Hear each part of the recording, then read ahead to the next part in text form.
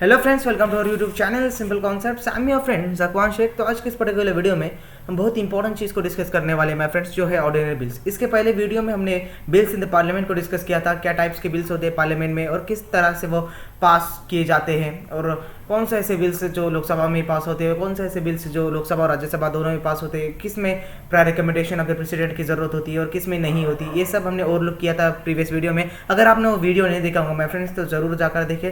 तो आज का टॉपिक हम ऑर्डिनरी बिल्स को इन डेप्थ डिस्कस करने वाले इस पर्टिकुलर वीडियो में। तो चलिए शुरू करते हैं माय फ्रेंड्स। तो शुरू करने से पहले अनअकैडमी ने prelims revision carnival UPSC CSC 2020 ये स्पेशल क्लासेस फेस्टिवल जो कि 5 सितंबर से शुरू हो चुका है माय फ्रेंड्स। तो इसमें आपको बहुत ही अच्छा अपॉर्चुनिटीज दे रहा है अनअकैडमी, जिसमें आपको 400+ फ्री लाइव क्लासेस देखने को मिलने वाले हैं, सुनने को मिलने वाले हैं, आपको सीखने को मिलने वाला है। ये भी 400+ ये फ्री लाइव क्लास है। तो जल्द से जल्द जुड़ जाइए Unacademy prelims revision carnival UPSC CSC 2020 से। और एक दूसरा ऐलान आपके लिए बहुत ही इंपॉर्टेंट है, जो कि Unacademy UPSC championship 2.0 all India free mock test series Unacademy आपके लिए रहा है, जो कि पेपर 1 जीएस पर रहेंगी। और आपको इसमें बहुत ही फायदा हो सकता है कि रिवीजन टेस्ट आपकी ऐसे रिवीजन आप दे सकते हैं, रियल एग्जाम्स का एक्सपीरियंस आपको मिल सकता है ना, कैसे फॉर्मेट्स होता है। अगर आप फ्रेशर्स और यूपीएससी सीएससी का प्रीलिम्स देना चाहते हैं 2020 का, तो आपको एक एग्जाम्स का एक्सपीरियंस मिल जाएगा, किस प्रकार के एग्जाम्स यूपीएससी पूछता है, किस प्रकार के क्वेश्चंस पूछता है यूपीएससी, बेसिक्स के किस प्रकार के क्वेश्चंस पूछता है यूपीएससी। तो ये रियल एग्जाम्स का एक्सपीरियंस आपको मिल जाएगा, जो कि टॉप एजुकेटर्स आपका एनालिसिस करेंगे यहाँ पर, और आपको समझ में आ जाएगा कि आपके प्रीलिम्स के लिए आप कितना कॉन्फिडेंटली आपने प्रिपेयर किया है ना माय फ्रेंड्स। और इतना ही नहीं, अगर आप टॉप 5 रैंक्स लाते हो इस मॉक टेस्ट में, तो आपको अनअकैडमी सब्सक्रिप्शन 6 मंथ का वो भी फ्री ऑफ कॉस्ट मिल जाएगा। और अगर आप टॉप 25 रैंक्स लाते हो माय फ्रेंड्स, तो आपको क्या मिल जाएगा कि 3 मंथ्स का अनअकैडमी सब्सक्रिप्शन वो भी फ्री ऑफ कॉस्ट मिल जाएगा माय फ्रेंड्स। और इतना नहीं, you have chance to meet UPSC CSC 2019 toppers. उनके साथ आपको सीखने को मिल सकता है, उनकी स्ट्रेटेजीज क्या थी, उन्होंने कितना स्टडी किया था और कैसे स्टडी किया था, है ना, बीट वाइज कैसे उन्होंने स्टडी किया था। तो उनसे आपको सीखने को मिल सकता है। और टॉप अनअकैडमी एजुकेटर से आपको सीखने को मिल सकता है सब्सक्रिप्शन पर, और आपको स्कॉलरशिप सब्सक्रिप्शन भी मिल जाएगा, नो डाउट अबाउट इट। तो आपको ये एग्जाम्स कब अवेलेबल होगी माय फ्रेंड्स, जो कि वो होंगी 30 सितंबर, 20 सितंबर एंड 27 सितंबर को। तो एनरोल कीजिए इस मॉक टेस्ट को, जो कि एनरोलमेंट लिंक आपके डिस्क्रिप्शन बॉक्स में दी गई है। ये फ्री ऑफ कॉस्ट है एनरोलमेंट, है ना। तो जल्द से जल्द एनरोल कीजिए, ये बहुत ही अच्छी अपॉर्चुनिटीज है आपके लिए माय फ्रेंड्स। और आपको पता है कि 30 दिन से कम दिन रह चुके हैं यूपीएससी प्रीलिम्स को, तो आप अपना यूपीएससी का प्रिपरेशन अनअकैडमी के साथ कर सकते हैं, यूपीएससी सीएससी 2020 का, जिसमें आपको अनलिमिटेड बेनिफिट्स मिल जाएंगे। कौन से ऐसे बेनिफिट्स आपको मिल सकते हैं माय फ्रेंड्स, तो होता है learn live from comfort of your home, unlimited access to all courses, आपको अनलिमिटेड एक्सेस मिल जाएगा, घर बैठे सीखने को आराम से मिल सकता है। और टॉप एजुकेटर्स से सीखने को मिल सकता है, जो कि स्पेशलाइज्ड सब्जेक्ट के जो एजुकेटर्स है वो अनअकैडमी में आपको वो प्लेटफॉर्म पे आपको प्रोवाइड होंगे अनअकैडमी में। तो वो टॉप एजुकेटर से सीखने को आपको मिल सकता है, नो डाउट अबाउट इट। तो ये बहुत ही अच्छा अपॉर्चुनिटीज है आपके लिए। और एग्जॉस्टिव कवरेज ऑफ सिलेबस आपको मिल जाएगा, रेगुलर डाउट क्लियरिंग सेशंस आपको मिल जाएंगे, लाइव टेस्ट सीरीज भी आपको मिल जाएगा, जो कि बहुत ही इंपॉर्टेंट चीज़ है अपने आप में। और स्टडी मटेरियल में जो प्रोवाइड करेंगे अनअकैडमी, वो पीडीएफ फॉर्मेट में आपको प्रोवाइड करेंगे, तो आपको ये नोट्स लिखने की या उसे संभालने की कोई जरूरत नहीं होती माय फ्रेंड्स। और आंसर राइटिंग सेशंस भी बहुत इंपॉर्टेंट है, आपका रिप्रेजेंटेशन कैसा होना चाहिए, अपने क्वेश्चंस कितने समय में कितने ज़्यादा क्वेश्चन आपने सॉल्व करने चाहिए, तो वो आंसर राइटिंग सेशंस में आपको अनअकैडमी सिखाएगा। सिर्फ एक ही सब्सक्रिप्शन पर आपको ये अनलिमिटेड बेनिफिट्स मिल रहा है, तो एक बहुत ही अच्छी अपॉर्चुनिटीज है आपके लिए। तो जल्द से जल्द सब्सक्राइब कीजिए अनअकैडमी की कोर्सेज को, और मेंटरशिप एंड गाइडेंस भी आपको मिल जाएगा। सब इतना ही नहीं है माय फ्रेंड्स कि 100% सिलेबस कवरेज आपको मिल जाएगा, no doubt about it. Vast range optionals आपको मिल जाएंगे, डेडिकेटेड डाउट क्लियरिंग सेशंस, जैसे कि मैंने आपको बताया कि डेडिकेटेड डाउट क्लियरिंग सेशंस आपको मिल जाएंगे। डेली करंट अफेयर्स प्रैक्टिस, जो कि बहुत ही इंपॉर्टेंट है। करंट अफेयर्स एक आपके प्रिपरेशन के लिए और आपके एग्जाम्स में बहुत ही वाइटल रोल प्ले करता है माय फ्रेंड्स। तो करंट अफेयर्स के प्रिपरेशंस भी आपको मिल जाएंगे इस सब्सक्रिप्शन के साथ, और ऐसे आंसर राइटिंग प्रैक्टिसेस भी आपको मिल जाएगा, परफॉर्मेंस एनालिसिस आपको मिल जाएगा, सेक्शनल क्विजेस आपको मिल जाएंगे, और इंटरव्यू प्रिपरेशंस भी आपको अनअकैडमी का इस सब्सक्रिप्शन के थ्रू मिल सकता है ना माय फ्रेंड्स। तो यूपीएससी प्रिपरेशन से लेकर और इंटरव्यू प्रिपरेशन तक आपको जो भी कुछ चीज़ों की ज़रूरत है माय फ्रेंड्स आपकी प्रिपरेशन के लिए, तो ये सब्सक्रिप्शन के साथ आपको मिल सकता है। तो बहुत ही अच्छी अपॉर्चुनिटीज है आपके लिए।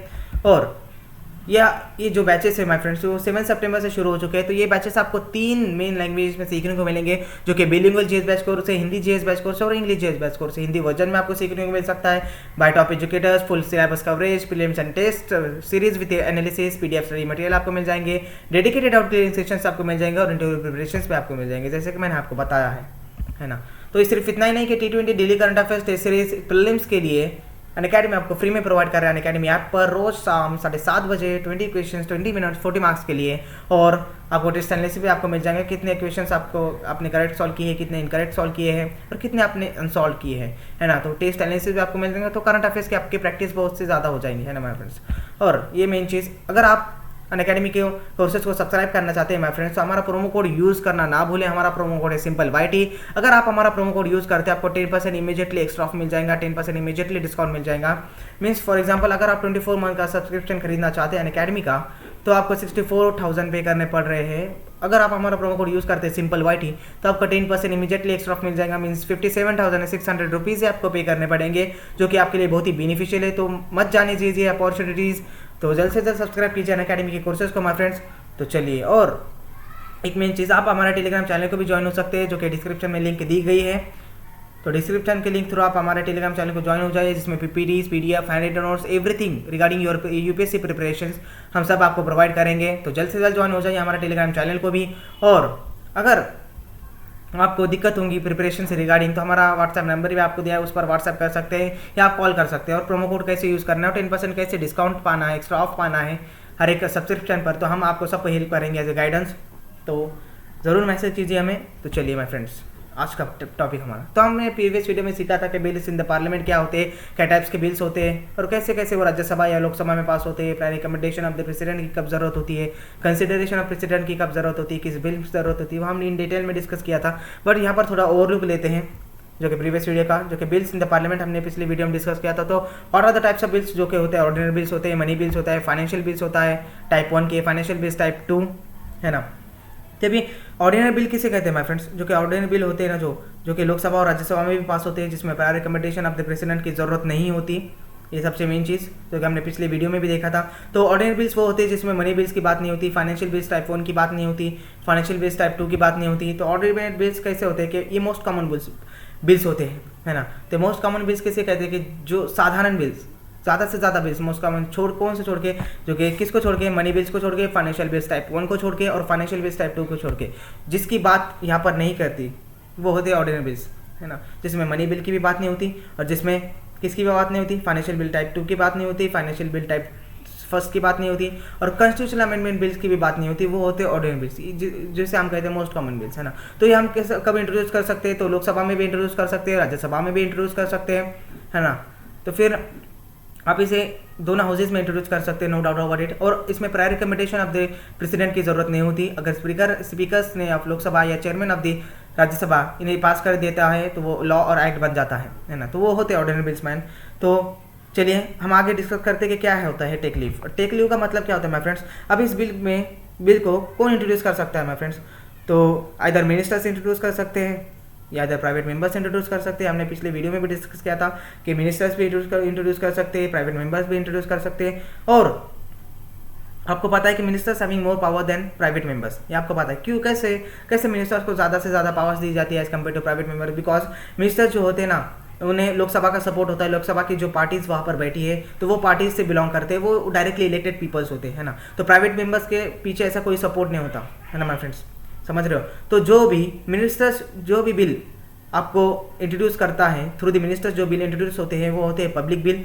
और थ्रू द प्राइवेट मेंबर्स, अगर प्राइवेट मेंबर्स आपके बिल को इंट्रोड्यूस कर रहा है पार्लियामेंट में या लोकसभा में या राज्यसभा में, तो उसे कहते हैं प्राइवेट बिल्स, है ना माय फ्रेंड्स। अभी जो मिनिस्टर्स इंट्रोड्यूस कर सकता है बिल्स को और प्राइवेट मेंबर्स भी इंट्रोड्यूस कर सकते हैं बिल्स को, तो अगर जो पब्लिक बिल्स होते हैं ना, उनकी ज़्यादा से ज़्यादा अपॉर्चुनिटीज़ होती है, ज़्यादा से ज़्यादा चांसेस होते हैं कि वो पास हो सकते हैं, है ना। क्योंकि मैंने आपको पहले ही बोला कि ये मेंबर्स इट इज़ जो मिनिस्टर्स जो इंट्रोड्यूस करते हैं ये बिल, ये पब्लिक बिल जो मिनिस्टर्स इंट्रोड्यूस करते हैं, it is belong to the Lok Sabha members, वो लोकसभा के मेंबर्स से बिलोंग करते हैं और लोकसभा की जो मेजोरिटी हाउस है उससे बिलोंग करते हैं, है ना। तो ज़्यादा से ज़्यादा वहाँ पर चांसेस बढ़ जाते हैं पब्लिक बिल के पास होने में, लोकसभा में और राज्यसभा में ऑल्सो। और अगर प्राइवेट बिल्स या प्राइवेट मेंबर्स अगर कोई करते हैं तो उनके पीछे कोई पॉलिटिकल पार्टीज का कोई मेजोरिटी का सपोर्ट नहीं होता, तो उनके क्या होते हैं ना, चांसेस कम हो जाते हैं, है ना। तो ये क्या होता है ना, अगर as compare to private bills, यहाँ पर पब्लिक बिल्स के ज़्यादा से ज़्यादा चांसेस होते हैं पास होने के, यह भी बोल दिया मैंने तुमको, है ना। तो बिकॉज उनके पास क्या होता है, पार्टी का सपोर्ट भी होता है, मेंबर्स का सपोर्ट भी होता है। तो आप बिफोर इंट्रोड्यूसिंग द बिल, है ना, आप अगर इंट्रोड्यूस करना चाहते हैं बिल्स को लोकसभा में या राज्यसभा में, तो आप क्या कर सकते हैं, तो आप टेक लीव किससे लेंगे कि हमें ये ये फला फला बिल्स हमें इंट्रोड्यूस करना है, ये फला फला बिल हमें राज्यसभा में इंट्रोड्यूस करना है और ये फला फला बिल हमें लोकसभा में इंट्रोड्यूस करना है, तो हमें लीव किससे लेंगे? सबसे पहले तो ये लीव लेंगे हम प्रिसाइडिंग ऑफिसर से। जो भी आपके हाउस का प्रिसाइडिंग ऑफिसर रहेगा, अगर उसने लीव दे दिया तो आप इंट्रोड्यूस कर सकते हैं लोकसभा में ये बिल्स, इधर राज्यसभा में, है ना माय फ्रेंड्स। तो अब इसमें स्टेटस क्या होते हैं, ये ऑर्डिनरी बिल्स के हमने डिस्कस कर लिया कि ठीक है लीव क्या होता है, प्रिसाइडिंग ऑफिसर्स अगर देता है, पब्लिक बिल किसे कहते हैं, प्राइवेट बिल किसे कहते हैं, है ना। तो ऑर्डिनरी बिल किसे कहते हैं? मोस्ट कॉमन बिल्स होते हैं जो लोकसभा में और राज्यसभा में भी पास होते हैं, ये हमने इतना देख लिया। बट आगे ये ऑर्डिनरी बिल्स के कैसे ऑर्डिनरी बिल्स की रीडिंग होती है, कैसे स्टेजेस होते हैं इस ऑर्डिनरी बिल के, जिसे हम रीडिंग्स कहते हैं। तो माय फ्रेंड्स अब स्टेजेस ऑफ बिल्स को हम रीडिंग्स भी कहते हैं, है ना। तो first stage, second stage, third stage उसे कहते थे। थर्ड स्टेज तक आपका क्या होता है, ये प्रोसेस होती है ऑर्डिनरी बिल्स को इंट्रोड्यूस करने की, प्रोसेस होती है ऑर्डिनरी बिल्स को पास करने की। तो हम इसे फर्स्ट रीडिंग, सेकंड रीडिंग और थर्ड रीडिंग भी बोल सकते हैं। आप जो भी बोला, अगर आप स्टेज बोलते हैं तो वो भी सही है और अगर आप रीडिंग्स बोलते हो तो वो भी सही है। तो फर्स्ट स्टेजेस को हम क्या बोलते हैं? First reading, second reading, third reading. तो फर्स्ट रीडिंग में क्या होता है ना, ये जनरल इंट्रोडक्शन होता है ना। अगर आपको कोई भी बिल इंट्रोड्यूस करना है, मीन्स ये फर्स्ट, अगर आप कोई भी बुक्स खोल कर देख लो माय फ्रेंड्स कि उसमें क्या होता है, फर्स्ट जो चैप्टर होता है वो इंट्रोडक्टिव चैप्टर होता है, इंट्रोडक्शन होता है। तो वैसे ही यहाँ पर होता है कि फर्स्ट रीडिंग जो होता है ये ऑर्डिनरी बिल्स का, तो वो होता है उस बिल्स का इंट्रोडक्शन। तो इस बिल्स में क्या क्या है ना, वो इंट्रोड्यूस करता है माय फ्रेंड्स, है ना। तो अगर ये बिल आपका याद रखना, आप ये बिल नहीं गया लोकसभा में और राज्यसभा में कहाँ भी इंट्रोड्यूस कर सकते हैं, कि because it is a type of ordinary bills. तो हमने ऑर्डिनरी बिल्स ये देखा कि लोकसभा में और राज्यसभा में कहाँ भी इंट्रोड्यूस कर सकते हैं। और अगर आप लोकसभा में या राज्यसभा में इंट्रोड्यूस कर रहे हो तो वहाँ के प्रिसाइडिंग ऑफिसर्स की लीव आपको लेना पड़ती है, समझ रहे हो। अगर आप लोकसभा में इंट्रोड्यूस कर रहे हो तो लोकसभा के प्रिसाइडिंग ऑफिसर्स कौन होते हैं माय फ्रेंड्स? तो स्पीकर्स होते हैं, वहाँ के स्पीकर्स की आपको लीव लेना पड़ती है, फिर आप इंट्रोड्यूस कर सकते हैं ऑर्डिनरी बिल्स को लोकसभा में। अगर आप राज्यसभा में इस ऑर्डिनरी बिल्स को फर्स्ट टाइम इंट्रोड्यूस करना चाहते हो, तो before introducing you will have to take a leave from the chairman of the Rajya Sabha. तो ex official chairman of the Rajya Sabha जिसे बोलते हैं हम वाइस प्रेसिडेंट, तो उनसे आपको क्या लेना पड़ता है? लीव लेना पड़ती है, तभी आप इस बिल्स को क्या कहते हैं, लोकसभा में या राज्यसभा में पास कर सकते हो, है ना। अब इंट्रोड्यूस करने के बाद अगर आपने इंट्रोड्यूस कर दिया तो ये बिल ना जाता है गैजेट ऑफ इंडिया के पास। तो गैजेट ऑफ इंडिया क्या होता है? तो गैजेट ऑफ इंडिया के पास अगर आपको बिल जाता है तो ये पार्लियामेंट ऑफ द हाउस को मालूम गिर जाता है कि ये बिल्स में क्या क्या है ना। ये बिल्स किसके रिगार्डिंग है, किसके रिलेटेड है बिल्स, और ये बिल्स पास करने के फायदे क्या है ना, और लॉसेस क्या है, प्रॉफिट क्या है, लॉसेस क्या है, ये सब आपको मालूम गिर जाता है अगर आप ये बिल लोकसभा के बाद इंट्रोडक्शन के बाद गैजेट ऑफ इंडिया को देते हैं ना माय फ्रेंड्स। तो आपको पता चलता है कि ये बिल में क्या डिबेट है, क्या डिस्कशन है और क्या मोशन से, टाइप्स ऑफ मोशन इस बिल्स में अगर पता चलते हैं तो उसे कहते हैं हम gadget of India my friends. तो कहाँ इंट्रोड्यूस किए जा सकते हैं बिल? लोकसभा इधर राज्यसभा में। तो हम आगे चलते हैं कि सेकंड रीडिंग क्या होती है। तो सेकंड रीडिंग ये बहुत ही वाइटल रोल प्ले करता है माय फ्रेंड्स, बहुत ही एक डिबेटियस जो होती है ना रीडिंग जिसे कहते हैं सेकंड स्टेज, तो वो बहुत ही इंपॉर्टेंट रीडिंग होती है। यहाँ से आपको पता चलता है कि आपका बिल्स यहाँ पर क्या होगा, पास हो सकता है या नहीं हो सकता, है ना। तो अब ज़्यादातर प्रॉब्लम्स ये रीडिंग्स में आते हैं, ज़्यादातर डिबेट्स ये रीडिंग्स में होते हैं, ज़्यादातर अपोजिशंस की पार्टीज ये रीडिंग्स में क्या करती है, अपोज करती है। तो ये बिल्स में ये नहीं है, ये बिल्स में वो है, ऐसा, है ना। तो ज़्यादातर ये बिल्स बहुत ही इंपॉर्टेंट होता है, यहाँ से आपको एक पता चलता है कि आपका बिल्स आगे क्या होगा, पास होगा या नहीं। अब हम क्या करते हैं कि अगर ये बिल हमको पसंद आ गया, अगर ये बिल अगर लोकसभा में हम इंट्रोड्यूस करते हो, लोकसभा में अगर ये बिल को अनुमति दे दी, लोकसभा में ये बिल अप्रूवल हो गया, तो हम directly consideration of the house को नहीं दे सकते।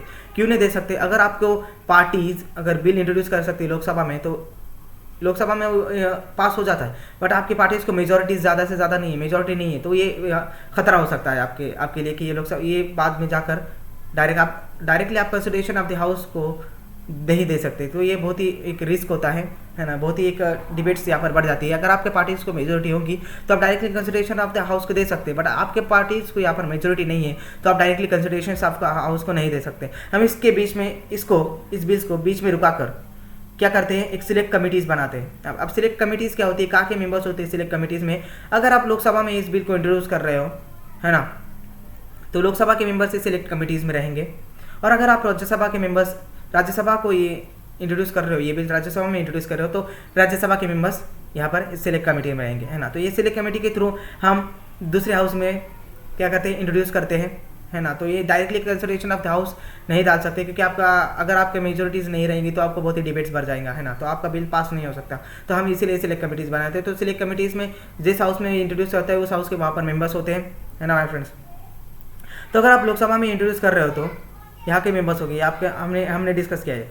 और आपको ये डाउट है कि ये लोकसभा में पास हो गया है ना, ये बिल अगर आपने लोकसभा में पास हो गया ये बिल को, तो अगर आपको डाउट है कि राज्यसभा में पास नहीं होगा, राज्यसभा के और लोकसभा के इस बिल्स के ऊपर से डिसएग्रीमेंट हो जाएंगे, तो हम क्या करते हैं, ज्वाइंट सेशन बुलाते हैं, ज्वाइंट सेशन कमिटीज बुलाते हैं। तो ज्वाइंट सेशन कमिटीज कौन अप्रूव करता है, प्रेसिडेंट अपॉइंट करते हैं अंडर द आर्टिकल 108 है ना। तो उस वो ज्वाइंट सेशन कमिटीज़ का क्या काम होता है कि क्या होना, मनाना राज्यसभा को, या राज्यसभा के और राज्यसभा में पास होकर लोकसभा को मनाना, ये ज्वाइंट सेशन कमेटी के थ्रू है ना। तो ज्वाइंट सेशन कमेटी में अगर आप लोकसभा में पास कर रहे हो तो लोकसभा के मेंबर्स होते हैं, और अगर आप राज्यसभा में पास कर रहे हो तो राज्यसभा के मेंबर्स होते हैं। और कौन अप्रूव करता है, कौन अपॉइंट करता है इस ज्वाइंट सेशन कमेटी को, तो वो होते हैं प्रेसिडेंट ऑफ इंडिया है ना। तो हम आगे देखेंगे इन डेप्थ ज्वाइंट सेशंस क्या होता है। तो ऐसे रेयर केसेस में कि पब्लिक ओपिनियंस भी लिए जाते हैं इस ऑर्डिनरी बिल्स को लेकर, कि पब्लिक का ओपिनियंस क्या है, कि पब्लिक क्या क्या थिंकिंग है पब्लिक की इस बिल्स के ऊपर, कि बिल्स पास करना चाहिए या नहीं करना चाहिए है ना, क्या प्रॉफिट्स है और क्या लॉसेस है इसमें आगे चलकर। तो ये पब्लिक इन रेयर केसेस में, भला रेयर केसेस में मैं आपको बोल रहा हूँ कि रेयर केसेस में भी पब्लिक ओपिनियंस लिए जाते हैं, नो डाउट अबाउट इट है ना। अब आते हैं हम फाइनल रीडिंग की तरफ, थर्ड रीडिंग किसे बोलते हैं माय फ्रेंड्स। तो चलिए थर्ड रीडिंग की तरफ आते हैं हम। क्या होता है थर्ड रीडिंग, कि थर्ड रीडिंग में क्या होता है ना, कंप्लीटली बिल उठाकर रख दिया जाता है। अब ये प्रोसेस तो हमने, ये मेजर प्रोसेस तो हमने पार कर ली। ये सेकंड रीडिंग जो कि बहुत ही मेजर प्रोसेस है, जहाँ पर बहुत ही डिस्कशंस डिबेट हो जाते हैं, अगर वहाँ पर आपने ये इस प्रोसेस को केयरफुली या परफेक्टली आपने पास कर लिया सेकंड प्रोसेस को, थर्ड रीडिंग में क्या होता है ना, थर्ड स्टेज में, तो ये आपको क्या होता है ना, ये कंप्लीटली आप उठाकर किसी के पास देते हो, प्रिसाइडिंग ऑफिसर्स के पास देते हो ऑफ द रिस्पेक्टिव हाउसेस। तो आपको डायरेक्टली बोलते हो कि आप इन्हें पास करना चाहते हो या नहीं करना चाहते है ना। तो usually it is a formality stage. इससे क्या कहते हैं हम माय फ्रेंड्स, कि फॉर्मेलिटी स्टेज कहते हैं। इसमें कोई अमेंडमेंट इंट्रोड्यूस नहीं होगा, जैसे कि थर्ड रीडिंग में, सेकंड रीडिंग में सब अमेंडमेंट्स क्या क्लॉज बाय क्लॉज रीडिंग होती हैं, ये सब इंट्रोड्यूस होंगे कि क्लॉज बाय क्लॉज रीडिंग क्या होती है ना, क्या क्या है इस बिल्स में और क्या अमेंडमेंट किए गए बिल्स में, each and everything regarding to the bills, जो बिल्स में ईच एंड एवरीथिंग वर्ड वो इंट्रोड्यूस किया जाता है सेकंड रीडिंग में। तो ये बहुत ही मेजर प्रोसेस हो जाती है, जैसे कि मैंने आपको बताया। तो थर्ड रीडिंग में क्या होता है ना, हम डायरेक्टली प्रिसाइडिंग ऑफिसर्स को कहते हैं कि आपको ये पास करना है या नहीं करना है, हम डायरेक्टली उठाकर उनको दे देते हैं हाँ फॉर अप्रूवल है ना। तो ये क्या है, फॉर्मेलिटी स्टेज जिसे बोलते हैं हम। थर्ड रीडिंग जो होती है, थर्ड स्टेज होती है फॉर्मेलिटी रीडिंग स्टेज, और इसमें कोई अमेंडमेंट इंट्रोड्यूस नहीं होता, जो कि सब रीडिंग्स जो कि सब अमेंडमेंट्स हमने सेकंड रीडिंग में क्या कर दिए, इंट्रोड्यूस कर दिए। अब ये डायरेक्टली प्रिसाइडिंग ऑफिसर्स के पास भेजा नहीं जाता है ना, ये प्रिसाइडिंग ऑफिसर्स के पास भेज दिया जाता है। तो अगर प्रिसाइडिंग ऑफिसर्स ने ये पास कर दिया माय फ्रेंड्स, अगर आपने लोकसभा का पास हो गया, ये प्रिसाइडिंग ऑफिसर्स के पास चले गया अप्रूवल होने के, अगर प्रिसाइडिंग ऑफिसर्स ने इस बिल्स को पास कर दिया, इस बिल्स को अप्रूव कर दिया, तो आपका बिल इंट्रोड्यूस हाउस में पास हो गया, जो कि रिस्पेक्टिव हाउस में अगर आप लोकसभा हाउसेस में आप इस बिल्स को इंट्रोड्यूस किया और प्रिसाइडिंग ऑफिसर्स के पास भेज दिया और प्रिसाइडिंग ऑफिसर्स ने इसको अप्रूवल दे दिया, तो आपका कहा ये बिल पास हो गया, तो लोकसभा में ये बिल पास हो गया। अब यहाँ पर ही नहीं, ये खत्म नहीं होता, आपके लोकसभा में पास हो गया, बट आके आपको राज्यसभा में भी ये बिल भेजना होता है ना। तो ये बिल लोकसभा में तो पास हो गया, तो राज्यसभा जाएगा बाद में, तो राज्यसभा में भी फर्स्ट रीडिंग, सेकेंड रीडिंग और थर्ड रीडिंग ये प्रोसेस होंगी। फर्स्ट रीडिंग में इंट्रोडक्शन होगा, सेकेंड रीडिंग में each and everything clause by clause reading होंगी, और थर्ड रीडिंग आती है जब उसमें क्या होगा कि अमेंडमेंट कोई इंट्रोड्यूस नहीं किया जा सकता, डायरेक्टली प्रिसाइडिंग ऑफिसर्स के पास दिया जाता है और उन्हें बोला जाता है कि आप पास कर सकते हो या नहीं कर सकते है ना। तो ये अगर क्या ना कि अगर ये राज्यसभा में भी पास हो गए तो आपका क्या बनता है कि लॉ और एक्ट बन जाता है ना। तो अगर प्रेसिडेंट साहब ने तुमको दे दिया असेंट है ना, तो भेज देते हो कि प्रेसिडेंट साहब ने तुमको दे दिया असेंट, तो कॉन्ग्रेचुलेशंस आपका पास हो गया, समझ रहे हो। अगर आपका क्या लोकसभा में भी पास हो गया, समझ गए, लोकसभा में पास हो गया, राज्यसभा में भी पास हो गया, तो फिर थर्ड स्टेप क्या होती है ना, final step of bills pass करने की, तो वो जाता है बिल प्रेसिडेंट के पास जाता है। तो प्रेसिडेंट ने अगर आपको असेंट दे दिया, प्रेसिडेंट ने अगर आपको अप्रूवल दे दिया आपके बिल्स का, तो आपका कॉन्ग्रेचुलेशंस, आपका बिल पास हो गया, आपका बिल यहाँ पर पास हो जाता है। तो क्या होता है ना ये प्रोसेस को हमने अंडर द आर्टिकल 79 ये देखा है कि parliament of the India is totally depend on Lok Sabha, Rajya Sabha और प्रेसिडेंट ऑफ इंडिया। क्या president of India is a very important functioning, जो फंक्शंस जो होते हैं पार्लियामेंट के, जहाँ से भी काम काज चलते हैं पार्लियामेंट के, तो वहाँ पर प्रेसिडेंट ऑफ इंडिया के रोल्स बहुत बड़ा हो जाता है। अगर प्रेसिडेंट ऑफ इंडिया बिल्स को पास नहीं करते तो वो बिल पास नहीं हो सकता। जो हमें लैप्स बिल हमने ऑर्डिनरी बिल्स में देखा और फंक्शनिंग ऑफ द पार्लियामेंट में देखा हमने, अगर प्रेसिडेंट जी पास नहीं करते तो वो लैप्स बिल हो जाता है ना। तो जो कि ये मेन पार्ट है, ये main 3 part of the parliament हो जाती है, लोकसभा, राज्यसभा और प्रेसिडेंट जी। प्रेसिडेंट जी जो एग्जीक्यूटिव होते हैं, executive is also responsible to the legislature, ये हमने देखा। बट ये क्या होता है ना कि प्रेसिडेंट ये बहुत ही इंपॉर्टेंट फंक्शन होते हैं पार्लियामेंट के, जिनकी वजह से कोई काम नहीं चल सकता पार्लियामेंट का। आपको समझ में आ गया 13 किस पे होती है, जिसमें अमेंडमेंट इंट्रोड्यूस नहीं होते और प्रिसाइडिंग ऑफिसर्स की यहाँ पर अनुमति दी जाती है। अगर प्रिसाइडिंग ऑफिसर्स की अनुमति मिल गई और प्रेसिडेंट की भी अनुमति मिल गई, 2 हाउसेस के प्रिसाइडिंग ऑफिसर्स आपको अप्रूवल दे देते हैं और बाद में प्रेसिडेंट्स भी आपको अप्रूवल दे देते हैं, तो आपका बिल वहाँ पर पास हो जाता है और बाद में एक्ट या लॉ बन जाता है। आपको ध्यान में आ गया फर्स्ट रीडिंग क्या होती है, सेकंड रीडिंग क्या होती है, थर्ड रीडिंग क्या होती है। अब आते हैं आर्टिकल 108 पे जॉइंट सेशन में। तो ये अगर लोकसभा में बिल पास हुआ है ना, ये जॉइंट सेशन क्या कहता है माय फ्रेंड्स कि लोकसभा में बिल पास हुआ है और राज्यसभा में पास नहीं हुआ, दोनों के बीच में डिसएग्रीमेंट हो गई है ना, दोनों के बीच में क्या हो गया, डिसएग्रीमेंट हो गई कि अगर लोकसभा पास करने को तैयार है और राज्यसभा करने को तैयार नहीं। अगर लोकसभा में पास हुआ और राज्यसभा में ये बिल वापस कर दिया है ना विथ सम रिकमेंडेशंस, तो अगर लोकसभा में ये बिल पास होता है और राज्यसभा में ये बिल पास नहीं होता, और अगर लोकसभा में ये बिल पास हो गया और राज्यसभा में क्या करते हैं, राज्यसभा ने विथ रिकमेंडेशन ये बिल को फिर से वापस भेज दिया लोकसभा में कि ये रिकमेंडेशन की जरूरत होती है, तो फिर क्या होता है ना, तो बाद में रिकमेंडेशंस को मानने को लोकसभा तैयार ही नहीं है ना। बट इस प्रोसेस को क्या कहते हैं, डेडलॉक है ना, डेडलॉक कहते हैं इस प्रोसेस को। तो फिर और क्या करती है राज्यसभा 6 मंथ्स का एक विथड्रॉल लेती है और फिर लोकसभा को पीछे दे देती है ना विथ रिकमेंडेशंस। तो इस प्रोसेस को, इस बड़े से प्रोसेस को कहते हैं डेडलॉक्स कहते हैं माय फ्रेंड्स। तो ये डेडलॉक को रोकने के लिए,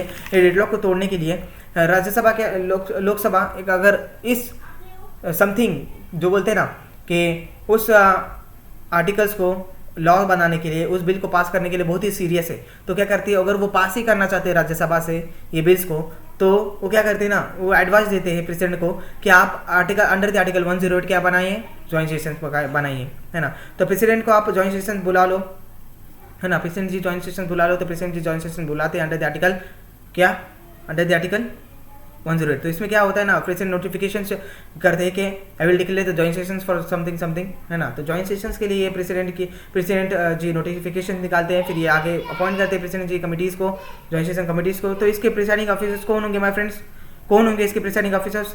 तो अगर लोकसभा में पास हो गया, तो लोकसभा अगर जॉइंट सेशंस बुलवाना चाहती है, लोकसभा अगर इस बिल्स को राज्यसभा में भी पास करना चाहती है, तो वहाँ के प्रिसाइडिंग ऑफिसर्स कौन होते हैं, स्पीकर्स होते हैं। जॉइंट सेशंस के प्रिसाइडिंग ऑफिसर्स सब अंडर दी ऑफिसर्स स्पीकर होते हैं है ना। सिर्फ अब यहाँ पर प्रेसिडेंट का काम है जॉइंट सेशन बुलवाना, प्रेसिडेंट नोटिफिकेशन, जॉइंट सेशन के नोटिफिकेशन निकालना है ना। और प्रिसाइडिंग ऑफिसर इसे कौन हैंडल करता है, the speaker of the Lok Sabha. यहाँ पर चेयरमैन ऑफ द राज्यसभा का रोल नहीं होता। क्यों नहीं होता चेयरमैन ऑफ द राज्यसभा, जो कि हमने पहले भी डिस्कस किया था कि चेयरमैन ऑफ द राज्यसभा का रोल नहीं होता। क्यों नहीं होता, because he is x office chairman है ना। ये इनडायरेक्टली इलेक्टेड किए होते हैं और स्पीकर क्या होते हैं, डायरेक्टली इलेक्टेड किए होते हैं। ये हमने देखा स्पीकर ऑफ द लोकसभा में और चेयरमैन ऑफ द राज्यसभा में भी देखा। तो प्रिसाइडिंग ऑफिसर्स इसके हेड होते हैं जॉइंट सेशंस के। और यहाँ पर अगर क्या होता है ना, आपको मालूम है कि मैक्सिमम सैंक्शन स्ट्रेंथ लोकसभा की कितनी है, मैक्सिमम सैंक्शन स्ट्रेंथ राज्यसभा की कितनी है। तो मैक्सिमम सैंक्शन स्ट्रेंथ लोकसभा की है 552 पीपल्स, ये हमें मालूम है। और लोकसभा की 552 पीपल मेंबर्स हैं और राज्यसभा की 250 मेंबर्स हैं। तो ये क्या होता है ना, बहुत ही यहाँ पर डिफरेंस होता है। मीन्स यहाँ पर फिर क्या होता है, लोकसभा को डोमिनेट होना पड़ता है क्योंकि लोकसभा के ज़्यादा मेंबर्स हैं। तो ऐसे हम रेयर केसेस में ही जॉइंट सेशंस बुलाते हैं, तो हम जॉइंट सेशन को ज़्यादा से ज़्यादा अवॉइड करते हैं है ना माय फ्रेंड्स। तो ये था हमारा बिल्स इन द पार्लियामेंट, जो कि ऑर्डिनरी बिल्स हमने इन डिटेल में डिस्कस किया। अगर आपको इस वीडियो में कोई दिक्कत आती हो माय फ्रेंड्स, तो हमें आपकी कन्फ्यूजन ज़रूर कमेंट बॉक्स में लिख दीजिए। हम आगे वीडियो में सॉर्ट आउट करने की पूरी कोशिश करेंगे। और सबसे मेन बात, अनअकैडमी के कोर्सेज को जरूर सब्सक्राइब कीजिए और हमारा प्रोमो कोड जरूर यूज़ करें, सिंपल बात है, जिसकी वजह से आपको 10% इमीडिएटली डिस्काउंट मिल सकता है और आप हमारे टेलीग्राम चैनल को भी ज्वाइन हो सकते हैं। तो फिर से मिलेंगे हम अगले वीडियो में, तब तक के लिए stay home stay safe. Thank you friends, thank you very much.